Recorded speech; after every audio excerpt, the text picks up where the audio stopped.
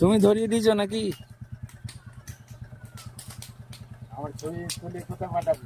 তোমার ছবি তুলে আমেরিকায় পাঠাবো?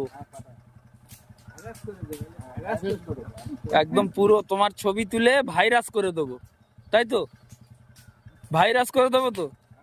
আচ্ছা।